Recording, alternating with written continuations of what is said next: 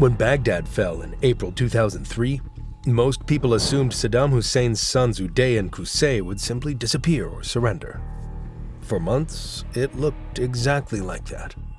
But then American forces received a single tip about a house on a quiet street in Mosul, and what unfolded over the next 10 hours would shock everyone who witnessed it.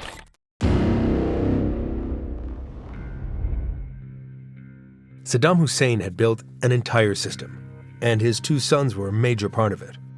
Uday Hussein was born on June 18, 1964. As Saddam's oldest son, he grew up with power, money, and almost no consequences for his actions. He controlled the Iraqi Olympic Committee, the National Football Federation, and 2 newspapers. On paper, he looked like a man involved in sports and culture. In reality, athletes who lost competitions were often taken to the basement of the Olympic headquarters on Palestine Street in Baghdad and tortured. The building contained iron bars, whips, and even a concrete pool used for punishment. Uday personally took part in some of these abuses. His violence was often driven by impulse rather than politics.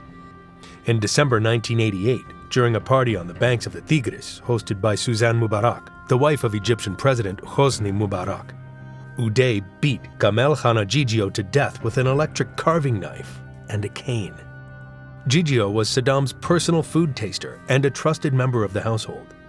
Uday believed Gigio had helped arrange one of Saddam's affairs without telling him. He killed him in front of dozens of guests. Saddam briefly jailed Uday and then sent him to Switzerland in a diplomatic position. Within a year, he was back in Iraq. In December 1996, gunmen attacked Uday's motorcade in Baghdad's Mansour district. He was hit by 8 bullets, but survived. The attack left him with shattered bones in his left leg, permanent nerve damage, a limp, the loss of 1 kidney, and constant pain for the rest of his life. The attack was widely believed to have been carried out by members of the Al-Dulaimi tribe, although this was never officially confirmed. Afterwards, Uday became even more unpredictable and violent. Qusay Hussein was born on May 17, 1966. He was quieter, more disciplined, and far more important to the day-to-day survival of the regime. While Uday attracted attention, Qusay built power behind the scenes. He controlled the Republican Guard, the Special Security Organization, and the Fedayeen Saddam. He also oversaw the surveillance system that helped keep Saddam's grip on the country. After the failed Shia uprising of 1991, which followed the Gulf War, Qusay supervised the regime's response in southern Iraq. Villages were burned, thousands of people were executed, and large sections of marshlands were drained to remove hiding places for survivors. By 2001, Saddam had publicly identified Qusay as his preferred successor during the 9th Ba'ath Party Congress. It was essentially the first step toward making him Iraq's next ruler. Uday was considered too unstable for the position, although he still remained powerful and influential through his control of the Fedayeen Saddam in the years before the war. When the US-led invasion began on March 20, 2003, both brothers became top targets. The coalition created a deck of 55 playing cards featuring the most wanted members of the Iraqi regime. Uday was the Jack of Hearts. Qusay was the Jack of Clubs. Their father was the Ace of Spades. Yet for the first 4 months after the invasion, all 3 disappeared. Baghdad fell on April 9, 2003. Soon afterwards, the Hussein family scattered across Iraq.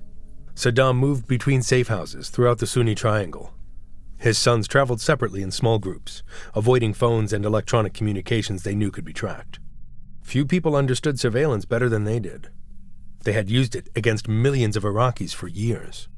By early July 2003, Uday and Qusay had arrived in Mosul, a city of about 1.8 million people in northern Iraq's Nineveh province.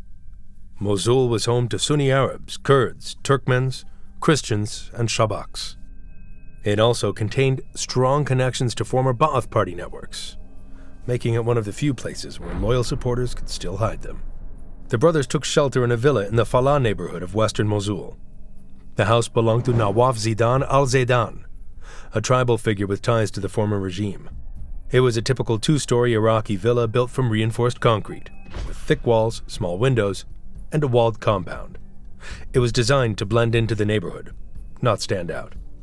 There were no guards outside, and no visible signs that two of the most wanted men in Iraq were inside.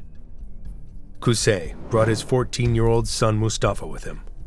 A single bodyguard was also staying in the house. In total, there were only 4 people inside a villa surrounded by an ordinary neighborhood in a city now controlled by American forces. The situation could not last.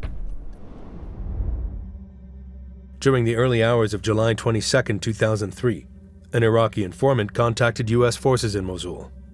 The information was very specific. Uday and Qusay Hussein were hiding inside a villa in the Falah neighborhood. The informant knew exactly what was at stake. The United States had offered a reward of $15 million for each brother, a total of $30 million, for information leading to their capture or confirmed death. It was one of the largest rewards ever offered during a military operation. The intelligence was passed up the chain of command immediately. Major General David Petraeus, commander of the 101st Airborne Division and the officer responsible for Mosul and the surrounding region, was informed. Since arriving in Mosul in April 2003, Petraeus had focused on stabilizing the city and targeting remaining Ba'athist networks. This was the most important lead they had received so far. The decision was made to move that same morning. Speed was critical. Every hour increased the chance that the brothers would escape. But the operation also had to be carefully planned. A mistake could allow the targets to slip away or lead to a disastrous raid on the wrong location. By late morning, American forces were quietly moving into position around the Falah neighborhood.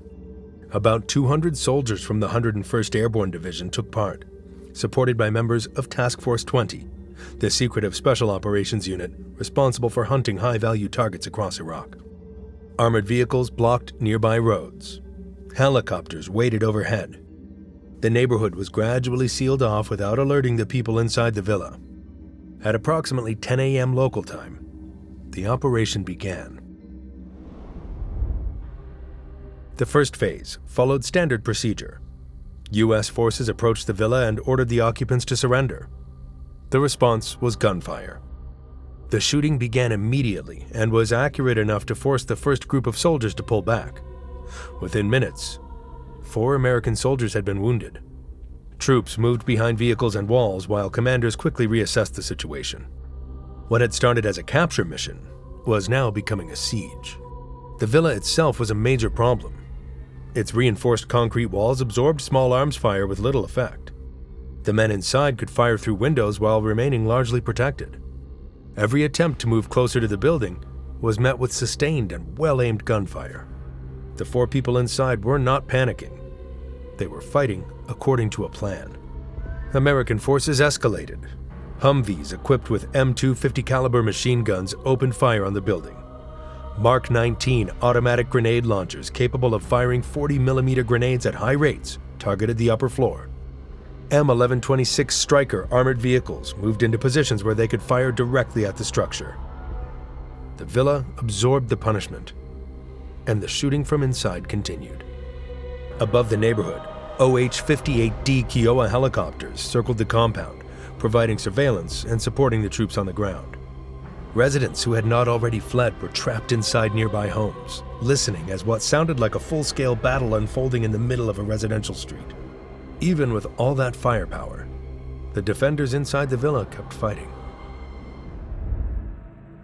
By midday, the operation had been going on for about 2 hours, and the villa was still holding out.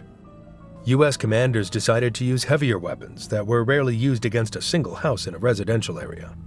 TOW missiles were fired directly at the villa. These missiles were designed to destroy heavily armored tanks. They punched through the walls, causing major damage. Parts of the upper floor collapsed.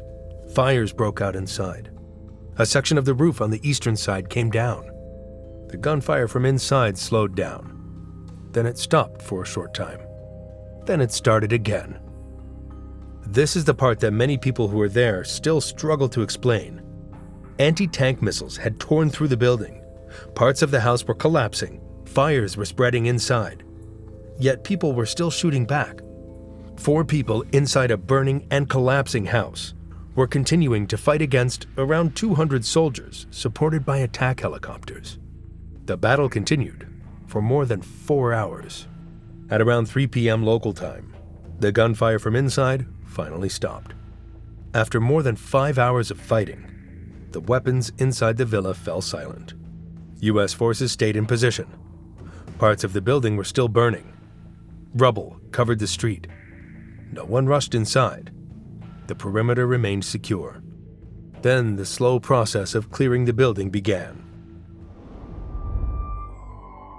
Entering a building that had been hit by anti-tank missiles, thousands of machine gun rounds, and fire was not something soldiers could do quickly.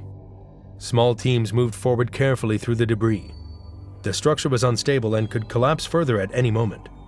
Smoke still filled what remained of the rooms. Inside, they found 4 bodies: Uday Hussein, Qusay Hussein, a bodyguard, and Mustafa Hussein. How a 14-year-old ended up inside that siege remains unclear. Nobody knows whether Qusay had nowhere else to leave him, whether Mustafa chose to stay, or whether anyone inside the villa truly believed they could survive. What is known is that he was there, and that he died there. The bodies were removed and taken to a secure U.S. military facility. By the time the site was completely cleared and secured, it was after 8 p.m. The operation had lasted from roughly 10 a.m. until 8:30 p.m., about 10.5 hours from first contact to the final clearance. The identification process began immediately, but proving who they were would not be simple. The U.S. military could not afford to make a mistake. The entire importance of the operation depended on correctly identifying the bodies. A wrong announcement would have been a major embarrassment and a propaganda disaster. The first step was physical identification. Uday's body showed the well-known injuries from the 1996 assassination attempt. His damaged left leg, bone reconstruction work, and evidence of multiple surgeries matched medical records obtained through intelligence sources. Qusay also had several identifying features. Investigators compared measurements, dental records, and physical markings with existing intelligence files. On July 24, 2003, 2 days after the battle, U.S. Central Command officially confirmed the identities. General Ricardo Sanchez, commander of coalition ground forces in Iraq, announced that Uday and Qusay Hussein were dead. Many Iraqis did not believe it. Years of government lies about wars, casualties, and missing people had created deep distrust of official statements. American announcements were treated with the same suspicion. Rumors quickly spread through Baghdad and Mosul. Some claimed the brothers had escaped. Others said the bodies were fake, or that the entire operation had been staged. This was more than a public relations problem. One of the main goals of the operation was to show that the old regime was finished. Instead, many people were refusing to believe the evidence. On July 24th and 25th, U.S. military officials made a controversial decision. They released photographs of the bodies. These were not distant or heavily edited images. They clearly showed the faces of men who had died violently. The photographs were distributed to news organizations around the world. The images appeared on Arabic satellite television, in newspapers, and across the Middle East within hours. Al Jazeera broadcast them.